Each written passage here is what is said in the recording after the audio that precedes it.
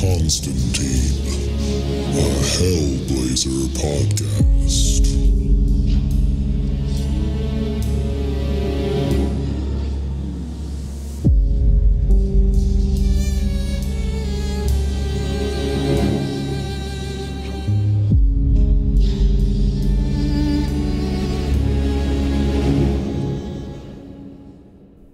Hey there, everybody, and welcome back to John Constantine, a Hellblazer podcast.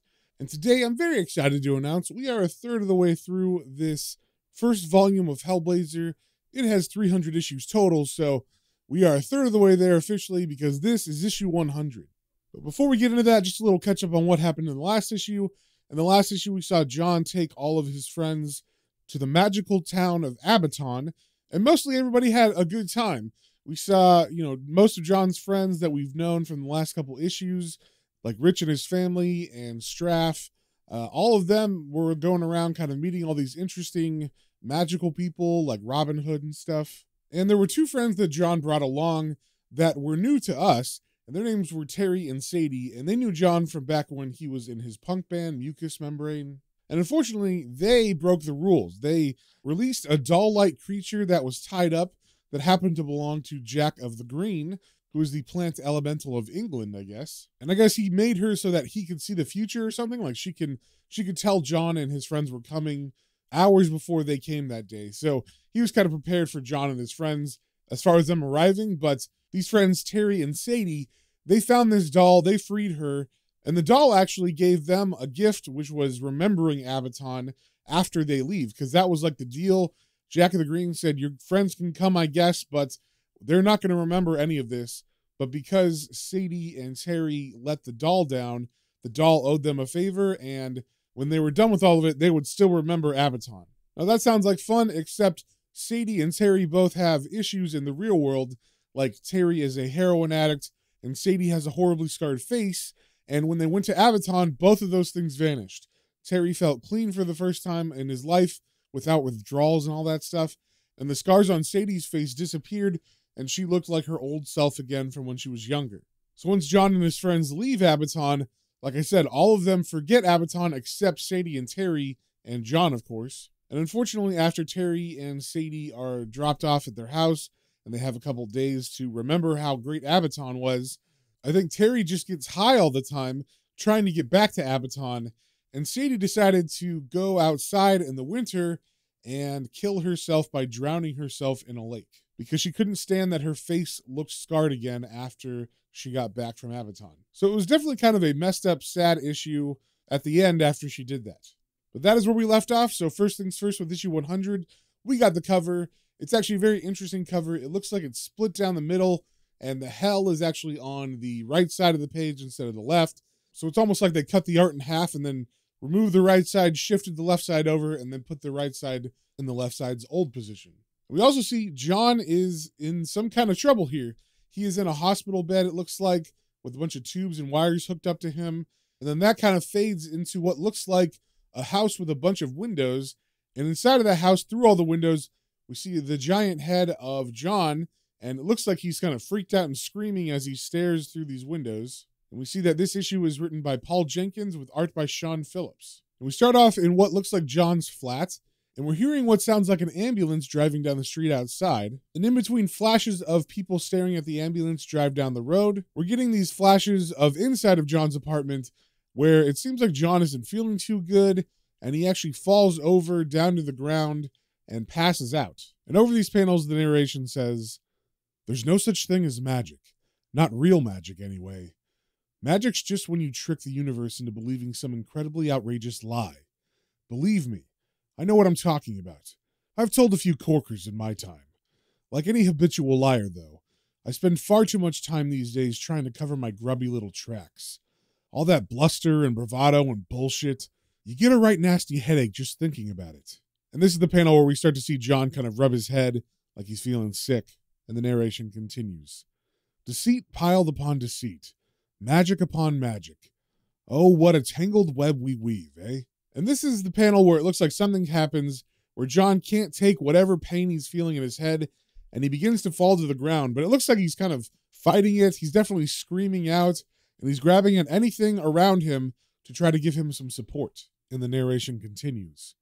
Of course, when you tell just one tall tale too many, you can run into problems.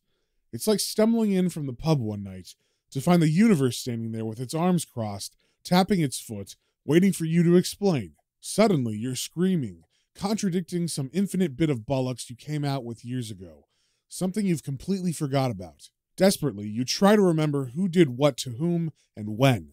You're reaching wildly for the first thing that comes to mind. Now, the universe, who's twigged the fact that you're just taking the piss, removes its jacket very deliberately. It steps forward, throws you an uppercut, and then you're flat on your arse before you have a chance to protest. And under this last bit of narration, we see John reaching out, trying to grab onto something to help him, and he accidentally knocks over a picture of Cheryl, his sister, and her family, and it falls to the floor and shatters, as John also falls to the floor and passes out. Then we turn the page and we see the ambulance arriving. The paramedics are trying to help John onto a gurney. We also see that Straff must have heard the noise because he lives in the same building, so he has run up and he's looking at this scene. And of course, it doesn't look very good because John isn't responsive or anything as they pick him up. And over this panel, the narration continues, saying, "So you try to distract it. You change the subject somehow. You'll never guess what I can do, you say. Watch this." And you proceed to put all the useless bits of yourself into someone else, and you have that person carted off to hell in your place. The universe looks at you suspiciously for a moment, and then says, "Oh, that was a good one." But just when you think you're home free, as you wipe the blood from your lip with relief, the bastard suddenly remembers that you've pulled this sort of thing before, and it points out in no uncertain terms all the flaws in your dodgy scheme. And that's when the real trouble starts. So under this narration, we see John's body getting picked up in reality, I guess, by the paramedics. But in, I'm going to say, the spiritual world, we see a demon hand come out and grab John's coat. And then as the ambulance drives away with John's body, we're seeing a demon who we're not 100% sure if we've seen before fly away with John's soul. Then we turn the page and we see John's soul getting thrown on some grass. And John's soul is actually awake because he says, "Ah, what the fuck?" And the narration in this panel says, "The thing is, you started your downward spiral a long time ago. It's easy to get addicted to the rush, isn't it?" Then we get a panel of the ambulance arriving to the hospital, and as the paramedics quickly try to rush John into there, we hear someone in the hospital who's trying to help them say, "Oi, George, get a bloody move on, would you? This one's in rough shape." And then George yells back, "Steady on, Lightning. He's still alive, ain't he?" Then we cut back to John's face that is still pushed into the grass as he lays there trying to recover. And the narration says, "It's easy to close your eyes to the hard, cold facts of reality, but it's never easy to avoid the consequences." Then as John's soul begins to rise from the grass, we see he's pretty close to a house that's in the middle of a black void with this grassy area in front of it. And then we also see the demon, who doesn't look like we've seen him before. He's got a purple body, and he's completely naked. He has very large wings, and he's got these big ram horns on his head. And as John begins to stand, the demon yells out, "Constantine!" And then John looks at him and says jokingly, "Don't tell me, I forgot to pay the bloody gas bill, right?" And then the demon's kind of confused because he obviously thinks John should know who he is. So he says, "What?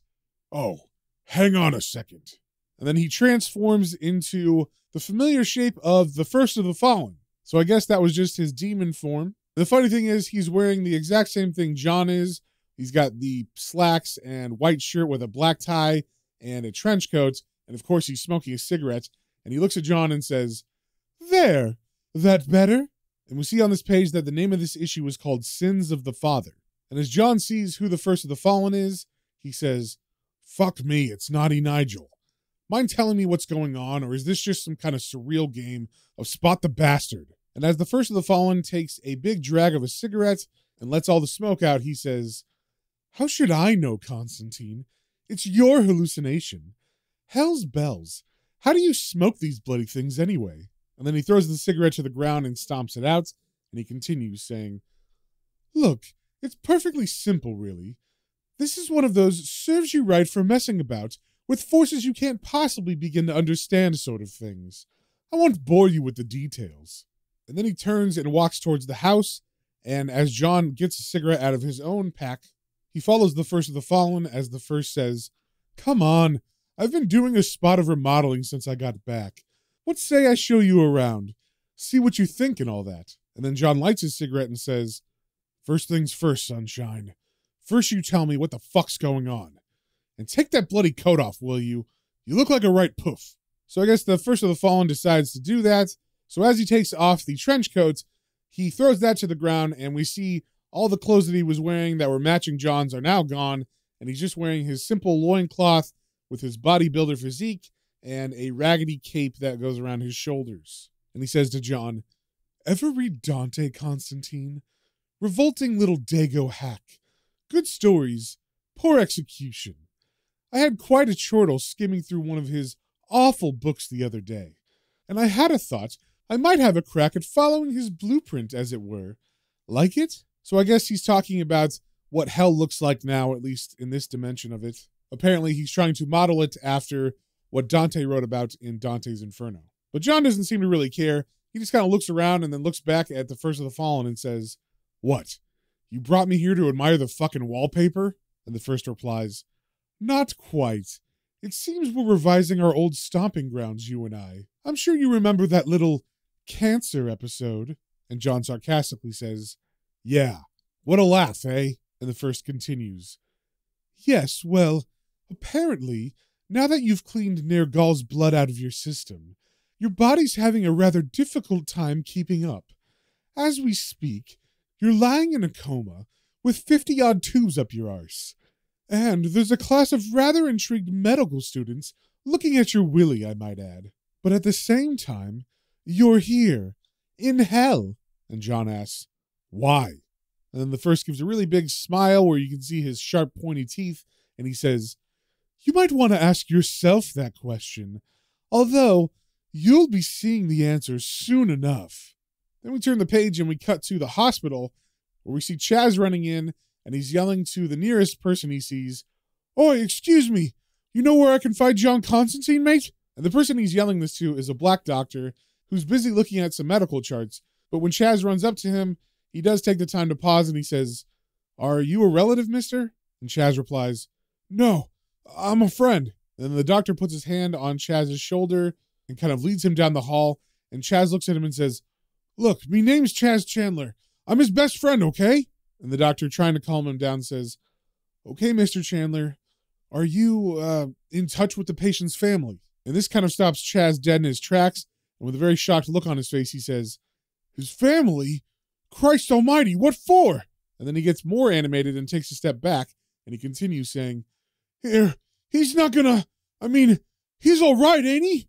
But the doctor just looks at him kind of sadly and says, "Mr. Chandler, this is, to be perfectly honest, we don't know what's causing his condition."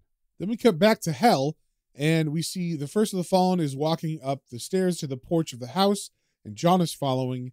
And it seems like the First has been telling John what he was doing with hell in his redesign, and so he's in the middle of his sentence saying, "So anyway, after I had the sticks drained and filled with cement, we chucked a bypass over it. Poor old Charon's driving a taxi cab now." And as they walk into the house, John says, "I assume there's a point to all this?" And as the First of the Fallen walks towards a specific door in the house that is closed, he says, "I wouldn't mess you about, John. There is a point, actually, inside."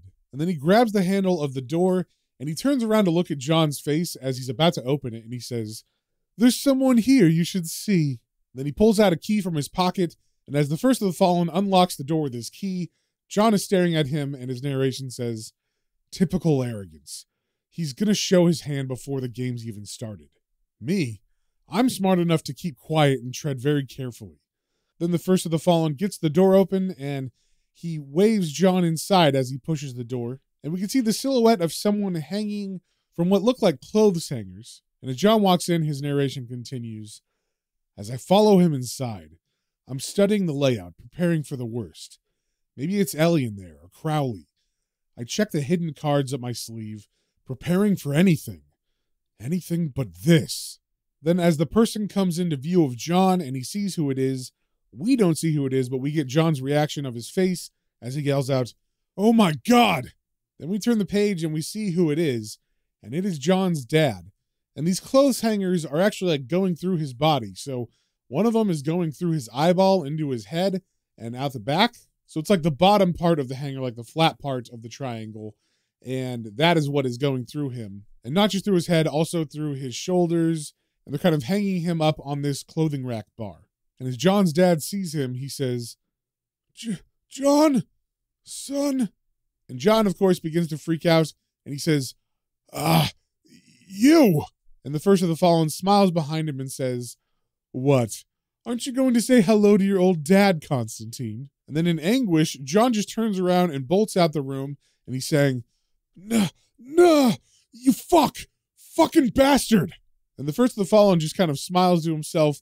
And then he turns back to the father who's hanging there. And he says, bloody kids, eh? You just hang on, Thomas. I'll have a word in his ear. Then we cut to the hallway where John is pressing himself against the wall. And he's beginning to cry. And the narration says, and that's what you get for trusting your indestructible new self, isn't it? The evil prick told you as much the first day you met him, but you never really believed him. Your father's in hell for eternity, and it's all because of you. Then John says out loud, fucking whore bastard. As long as it fucking takes, I swear. And then we see the first of the fallen appear next to him, smiling, and as John kind of composes himself, the first says, there. Wasn't so bad, was it? Considering the circumstances. And John, not looking at him, says, screw you, dickhead. I'm not playing. And then the first motions to the father hanging in the room down the hall, and he says, oh, Constantine, honestly, I really have no desire to go gadding about after your soul again. I've been around long enough to know when something's not worth the trouble. Besides, this is a dream, remember? You're stuck here, and your poor old dad needs you. Why don't you stop thinking about yourself for a change? And John says, why should I? And the first replies, you really think I designed this game, don't you, Constantine? All right, then. Let's call it a treasure hunt. The prize is the way out of here, and you'll have to go through dear departed dad to find it. Then we cut back to the hospital where we see Chaz has called all of John's friends, like Rich and his family, and Straff, and they're all in the waiting room, and it looks like they're not taking the news too well. Rich has his head in his hands, and Michelle is actually hugging on Chaz, and Chaz looks kind of uncomfortable about that. Then we cut inside of John's hospital room, and we see a nurse is talking to the doctor from before, and she's saying, his heart rate's dipped below 50, doctor. And the doctor says, what? That can't be right. At least, not according to his EEG readings. His pulse is slowing, but his brain activity's going off the scale. And then he looks down at John in the bed and he says, what in God's name are you doing in there, Mr. Constantine? Then we come back to hell, and we see John and the first of the fallen are now standing in the room with John's dad. And as the first sits down in a chair, John is standing in front of his father, and he says, Dad, I don't know what can I do? And his dad very angrily says, you can get out and leave me alone, you fucking Judas. You've done enough already. You betrayed us all, John. Your mother, your friends, everyone you ever met. And now he wants us, because we're the next best thing to you. And then the first of the fallen looks pretty shocked at this, and he says, oh, that's right. Blame me. Everyone else does. Not your fault, is it, Thomas? Your damnation's just a terrible misunderstanding. But he's cut off by Thomas, who says, damnation my arse. There ain't nothing you can do to me that hasn't already been done by my own flesh and blood. And then John pulls a cigarette out and lights it, and he kind of looks sheepish around his father, and he says, Dad, listen, I don't have the words, you know. There was nothing I could do. I got in some bother. This serial killer, the family man. Christ, how was I to know he'd go after you? And his father answers, well, maybe if you stop to think once in a while.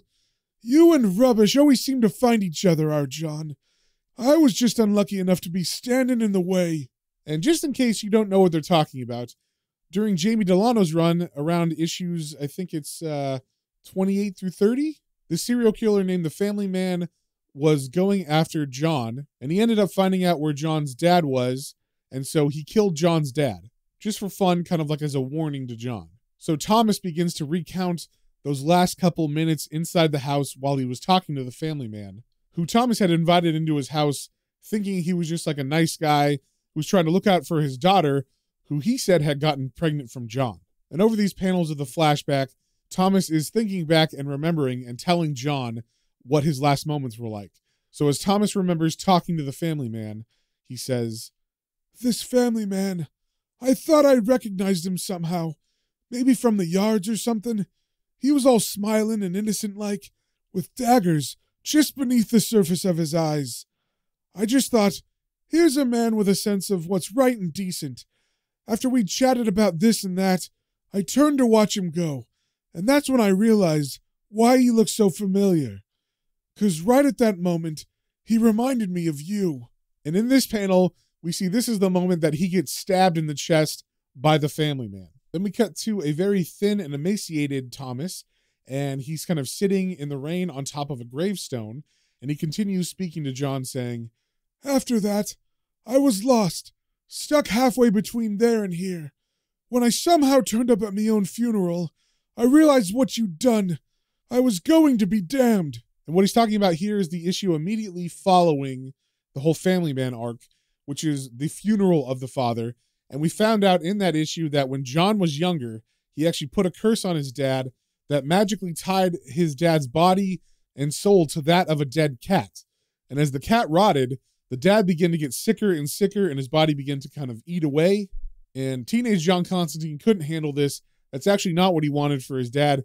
So he ended up putting that cat into a jar of formaldehyde, which stopped its decomposition and left John's dad in the same condition he was at that moment for the rest of his life. And even though his body died when the family man killed him, his soul was trapped on Earth because it was tied to that kitten's body. So John ended up having to remember that he did that when he was a teenager, and he had to go find the jar of formaldehyde with the cat, and he figured if he burned that, then that would release his dad's soul. And that's what we thought in that issue at the end of it. But now John's dad is telling him a different story, and he explains to John, "And you, coming back to me with tales of black magic and dead cats, and how you was gonna fix it all. You had to stick your bloody oar in it, didn't you? I tried to tell you, leave it alone, but you couldn't hear a word I was saying. The animal's body that was keeping me safe from damnation. You burned it atop of your mother's grave, as if you'd planned it that way all along. I screamed, 'I don't want to go to hell, John. You're sending me to hell.' By then, it was too late. I slipped away, pleading and crying like some tiny, hungry little baby. That's why this is your fault. You never did know how to listen to me." And at that, John gets very angry, and he points at his father and he yells, "Bollocks! You always made it my fault, you old tosser. You never had any use for me before, but now you're in this shit. You expect me to pull your arse out while you blame me at the same time?" And then John's dad just kind of hangs there and stares blankly at him and says to John, "You've got a short memory, our John. Remember 1978? A few years after you'd buggered down to London without so much as a goodbye? All of them punk rockers everywhere, having a go at the poor bloody Queen, for Christ's sake, just 'cause they was too lazy to go out and do something for themselves. I got a call from our Cheryl. She said she'd talk to you, and you didn't sound right.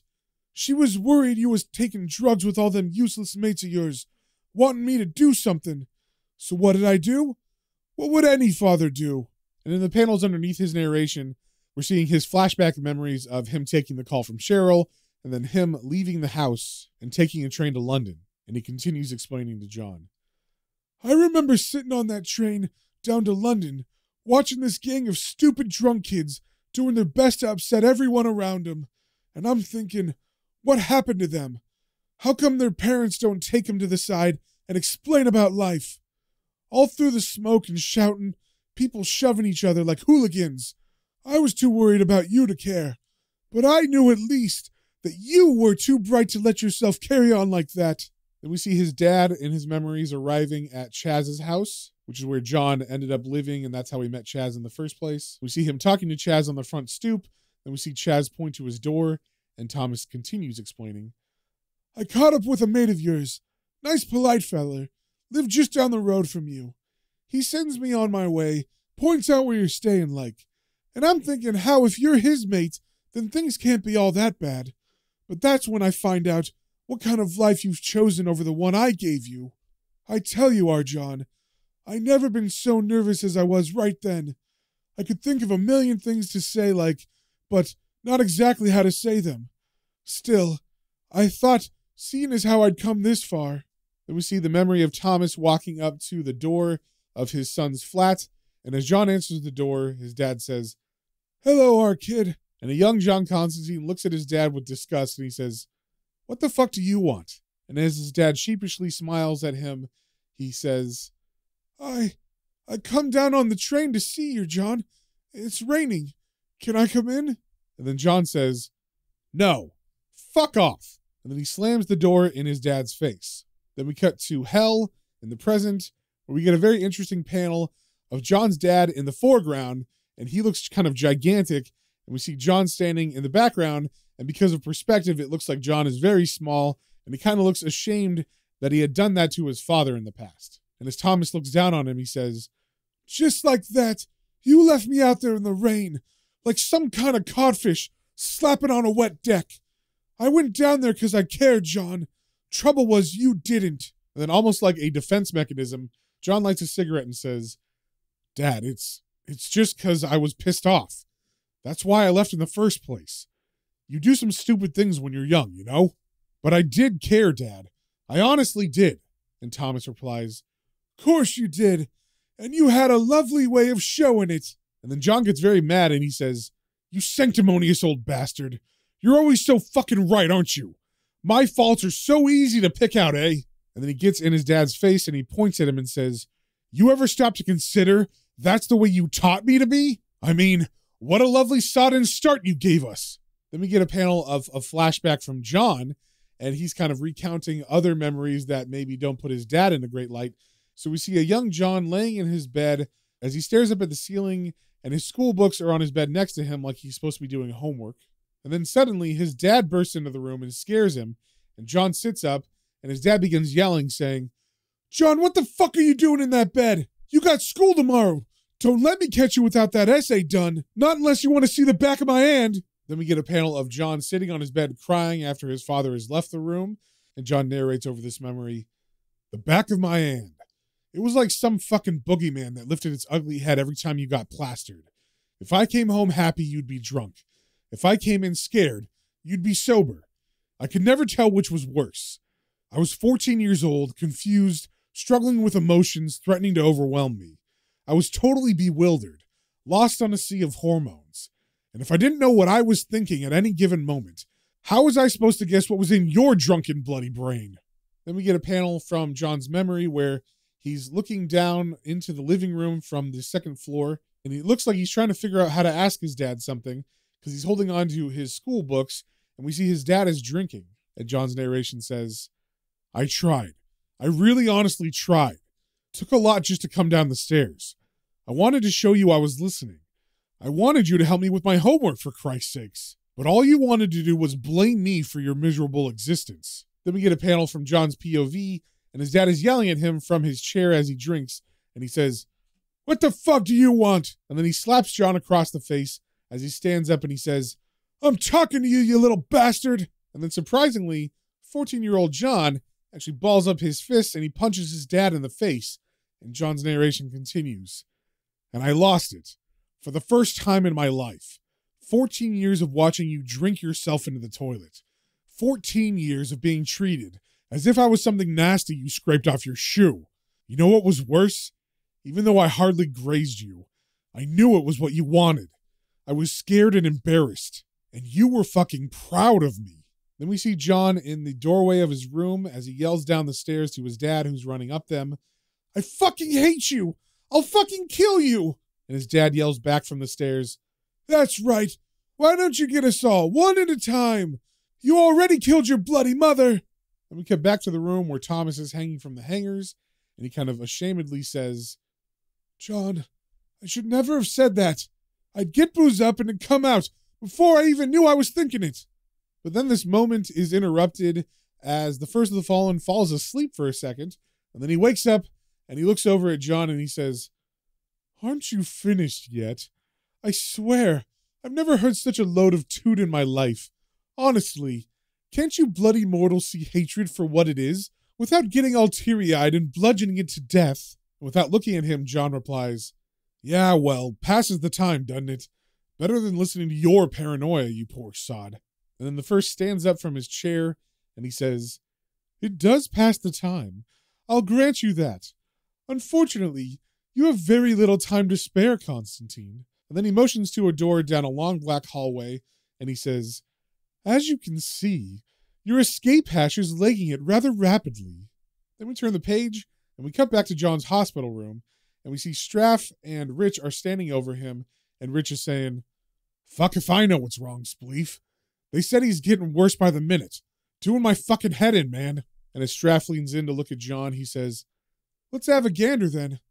And then as he examines John, he jokingly says, Looks like the advanced stages of wanker's cramp, if you ask me. And he seems very pleased with himself as he says that. Then we see the doctor walking in with Michelle, Rich's wife, and he's saying to her, Miss Hanson, just a word if you can. You, mind telling me what you know of the patient's medical history? And Michelle replies, What, John? Well, he told us he had a go with the booze a few years back, you know. Something about cancer, too. Not sure what he was on about, though. And as the doctor looks at his medical chart, he says, Yes, well, we've got him on file as an outpatient of this hospital. Are you sure that was the diagnosis? And Michelle answers, Well, common knowledge, isn't it? And the doctor points to his chart, and he shows Michelle something on it, and he says, Not according to this, Miss Hanson. His liver's in perfect shape. No vitamin deficiencies, no evidence of scurvy or heart disease, and no sign at all that the cancer was even there. Then we cut back to John inside of the room, and as he stares down the hallway that seems to be getting longer and longer where his exit door is, he rubs his head like he's worried, and his narration says, And now I realize what's happening here. All the years of angers and recriminations, the accumulation of spite and bitterness, are keeping us rooted firmly in hell. My instinct is to vent my spleen at the father who betrayed my childhood. But that's the beauty of the devil's trap. The further apart we allow ourselves to be torn, well, there are only two choices left, aren't there? Reconciliation or damnation. So now that John has kind of figured out what's going on, he looks at the first of the fallen and he says, So now what? And the first replies, Don't expect me to make it easy for you, Constantine. You're responsible for this little drama. You work it out. Then we cut back to the hospital where the doctor's still talking to Michelle, and he's saying to her, I'll be honest with you. Things are looking steadily worse for your friend right now. And Michelle says, But you were saying there was nothing wrong with him. And then they both stare at John's body as the machines beep as they keep him alive. And the doctor says, Look, I don't know why, but his pulse is slowing down dramatically. At the same time, his EEG readings are going off the scale. I've seen this happen before, and at this stage, I think it's really a question of whether he wants to come back. And Michelle understands what the doctor's saying. He's suggesting that maybe they should just pull the plug because John might never come out of his coma. And Michelle looks down at the ground and she says, Yeah, okay, I'll call his sister. Then we cut back to John in the room, and he's staring at his dad as his dad says to him, John, you ought to go, lad. It's better for the both of us. And John looks at him kind of confused, and he says, What? Why? And then he very angrily says, Christ, Dad, you think I can't tell when you're hiding something? Whatever it is, I want to know. I have to know. And then the first looks at Thomas, and he says, But that's the problem, isn't it, Thomas? It's so terribly, terribly hard to explain. And then he goes back to the chair in the room, and he sits in it, and he leans forward to the TV that's in front of him, and he clicks it on, and he looks at John, and he says, Tell you what, I'm a fair sort of bloke when I'm bored shitless. I'll help you expedite the process if you like. And then he motions to the TV screen, and he continues saying, Let's watch the story of one man's mundane, meaningless little existence, shall we? And then the TV begins to flip through a bunch of different memories like it's changing channels. And in one of these screens, we see a younger Thomas moving a box out of their house, and the first says, Okay, let's see. Thomas Constantine, blah, blah, blah. Stevedore, drunkard, loving father, blah, blah, blah. Mother died young, wife died even younger, etc., bloody etc.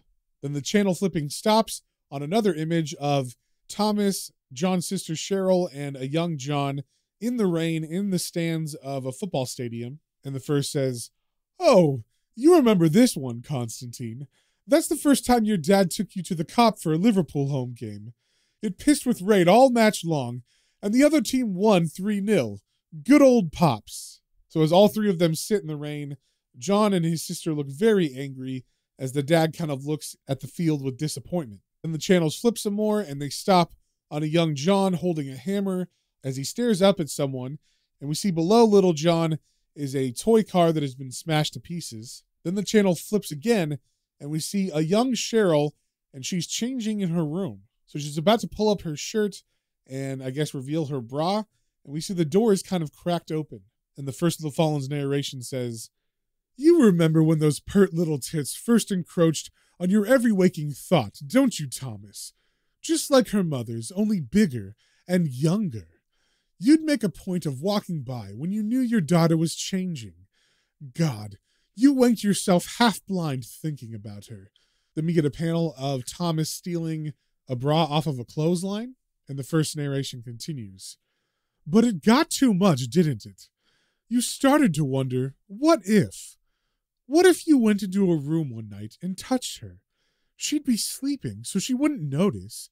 And if she were to wake up, she'd never tell a soul." Then we cut away from the TV screen and we see John's reaction as he's watching, and he looks very shocked. And then we see the First of the Fallen turns his head and smiles back at John as he says, "And then they took him away for stealing Miss Tidbit's soiled knickers off of a washing line. They locked him up and sent you kids to stay with his sister for a while. Lucky Cheryl." And then Thomas pleadingly interjects, I never touched her, John. I swear." And we get a back shot of John, who looks like he's about to explode. And John's narration says, "I can't show him my anger. I have to free him from the guilt. End the torment." So it seems like this is part of John's plan. Even though he wants to explode and blow up on his father, he holds it in, and then he looks back at his dad, and he says, "It's all right, Dad. It's all right. I know you didn't." And this actually surprises the First of the Fallen, because of course he was expecting John to explode on his father, and he says to John, "God help us all. You really have turned a new leaf, haven't you, Constantine? That's quite the most pathetic thing I've ever heard you say." And then John yells back at him, "So fucking what? Your problem is you never fucking change. I don't care if it's you or the other bunch of twats upstairs. You can't adapt. You can't learn. You've got no future. Everything's in black and white for you tossers. Good this and bad that. It's a wonder you never learned to unzip your fucking trousers." And the first, who looks very not impressed, says, "I can't deny it, Constantine. I'm an imperfect creature when held up to the obvious superiority of you and your sadly deceased father." And then John pulls out a cigarette and he lights it, and he says, "Bollocks. I've been a boozer. I know denial when I see it. This obsession of yours with humanity. You don't really want to change us. You want to be like us. Fact is, if you weren't such a total placket hole, I'd almost feel sorry for you. Good joke, eh?" And then the first gets a big creepy grin on his face, like he knows something John doesn't, and he says, "No, not really. Actually, I have an even better one for you." And then he stands up out of the chair, and he walks towards Thomas hanging, and he says, "Do you know the best way to get rid of crabs, Constantine? You pour a handful of salt and a fifth of tequila into your pubic hair. Then you just sit back and watch as the little bastards get drunk and stone each other to death." And then he pushes Thomas backwards, which makes Thomas swing back and forth on the hangers, and he continues, "In the case of humanity, the Almighty's misguided creation, I am the catalyst for its eventual destruction. I bring the tequila and the salt, pour it on, and settle back and watch the fun." And John says, "So what's your point?" And the first replies, "There isn't one. I'm just using up some of your fast diminishing time." And then in the background, we see that door at the end of the long black hallway is even further away and smaller. Then we come back to the hospital, and we see a woman at John's bedside, and this is his sister Cheryl, and she's saying, "Hello, John, it's me, Cheryl. Oh, God. What have you done this time, you silly little bleeder? And then she sits down on a chair next to his bed and she puts her head in her hand and she says, John, I don't know if you can hear me. I hope you can, love. I have to tell you something. It's about our dad.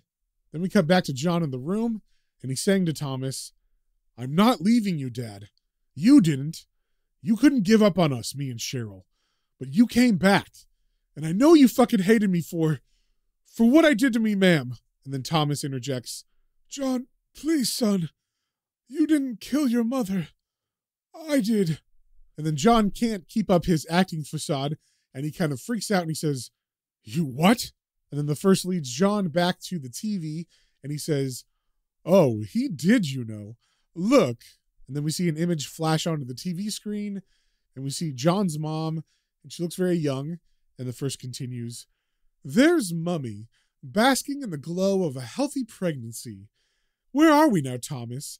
About 4 months shy of your twin son's birth?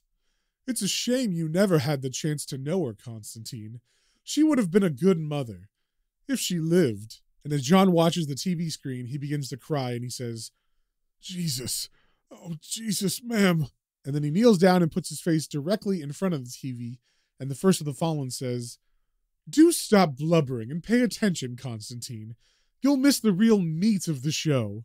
And just as he says that, we see the channel flicker again, and now an image of his drunk father is on the screen. And then he bursts into a room where John's mom is sitting with Cheryl on the floor, and he yells at them, Cheryl, get to your room now. You, get your coat on. And John's mom tries to calm him, saying, Tom, please, love. But she's cut off by Thomas as he yells, don't even fucking start, woman. You think I'm bloody made of money? You're getting on your coat, and you're coming with me. That's that. Then the channel flips again, and we get an image of Thomas and John's mom. I guess they never really tell you her name. And they're about to walk into a door that's opening, and the first continues. And so you tugged her arm all the way down to Miss Carpenter at number 47, and she cried a fountain every step, but you were too drunk to care. You felt her flinch when the old butcher opened the door, and you wondered how hard you'd have to wallop her if she didn't go through with it. Then the screen flashes again, and we get an image of John's mom crying as she walks naked into a room where someone is making tea, and the first points to the screen and says, look at her, all helpless and afraid, and much too far along to ethically consider terminating the pregnancy. So you pretended it was just a lump of gristle inside her, and looked away. And on the screen, we see John's mom pleading to Thomas as he walks out of the room, saying, Tom, please, don't make me do this. It's not right. Then the screen flashes again, and we cut to the outside of that room where Thomas is waiting and he's drinking, and we just hear screams of pain coming from the room. And the first of the fallen continues, saying, you sat there for what seemed like an eternity, listening to Miss Carpenter rip out your wife's insides with a coat hanger, like some disgusting old pig rooting for truffles.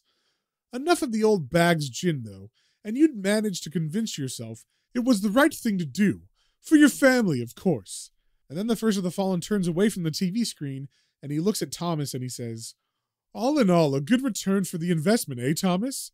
Another kid to feed, perhaps, but at least you didn't have to buy the stupid pregnant bitch any more knitting needles. Then we cut to John's face as he stares at the TV screen in horror, and he doesn't look back at his dad as he says to him, you did it! You killed me, ma'am! And all this time, you said it was me! Then we cut to Thomas, who's trying to hang his head in shame, but of course the coat hanger is keeping his head upright, and he's saying, I could never tell our John. I couldn't. I could never look at you without knowing what I'd done. You were my son, John, and I threw everything away. Then John stands up, and he walks over to his father, and he puts his hand on his shoulder, and he says, Dad, it's finished, all right? Look at me. I forgive you, Dad. Don't ever forget that. But it's not my fault you're here. This is where you belong. And as his dad looks him in the eyes, John turns around, and he walks down the long black hallway, and he says to the first, he's all yours. And at that, his dad screams out, John! Then we cut to the outside of the house on the porch, and John is smoking as he stands next to the first of the fallen, And the first says to him, "Oh, bloody good show, Constantine. God, I can never put one past you, can I? He was holding you here after all." And then John turns to him very angrily and says, "So now what?" And the first replies, "You're free to go. Anywhere you want." But he's cut off as John rushes him and gets in the first face and yells, "You sad little bastard. You still want me, don't you? No matter how many times I've made you look like a spastic in the past, you still can't fucking resist, eh?" And then the first gets very quiet and he says, "Constantine, don't you dare." But he's cut off by John, who yells, "Shut up. I always win, dickhead. Always will. Yeah, you might do some damage, but it'll be far worse for you than me. And if you ever try to rock the boat again, we'll both be falling in, won't we?" And as he says that last line, the first of the fallen begins to turn all staticky, like he's about to disappear.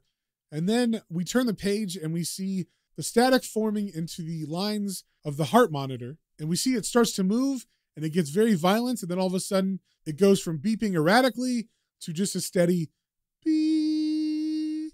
And of course that means that John has died. And the doctors and nurses begin to try to rush all of the friends of John out of the room. And the doctor yells, "Jenny, I want Pitaway up here right now. And Dennis, bring the bloody..." And then a nurse yells at Michelle, "Out of the way, move!" And Michelle grabs Cider. And as everybody comes out of the room, we see Cheryl crying in her hand saying, "Oh my God." And Michelle says under her breath as she runs Cider out of the room, "Oh, John, you poor sod. You poor bleeding sod." But as they're all like crying outside the room, Michelle's husband, Rich, looks through the window of the room to see what's happening. And he looks kind of surprised and he opens the door and he says, "Jesus Christ almighty. Jesus fucking Christ all fucking mighty." And when we cut to inside that room, we see the doctors standing over John very flabbergasted because John has sat up in bed and he has removed the breathing tube that was in his mouth. Then we turn the page and we cut to John now in a new room, which is like a recovery area. And he's sitting up in a bed and he's about to eat some food. And his narration says, "I've had 2 days to think about it now. All me mates have headed their separate ways. Cheryl's gone back home. And I'm left alone to wonder what really happened. They've told me I was in a coma, for Christ's sakes. They've told me how close I really came, and how confused they were when I suddenly decided to come back from the dead. I'm trying to convince myself it's just a dream, that Dad's hell was created by my traumatized mind, that my symbolic rejection of my father was just a way out of the coma. But inside, I know, see? I know it was real. I know why my dad hated me, and I finally know it wasn't me who killed our ma'am." And as John stares at the food on his lap, he leans back and he puts the silverware down on the plate and he closes his eyes and his narration says, "So why don't I feel any great sense of relief?" But then he opens his eyes as he feels the presence of someone as the nurse comes over and takes his food tray from him. And she's a very busty nurse who's kind of young and she's smiling at him. And as John looks at her, he thinks, "Oh well, life goes on." And then he says to the nurse, "It's a bit sodden cold in here, nurse. I could use a warm-up." And as he says this, he's got a very mischievous look on his face. And she looks at him and says, "Not on your Nelly, sunshine." And then as she walks away with the food tray, he says, "Well, any chance of a fag then, love?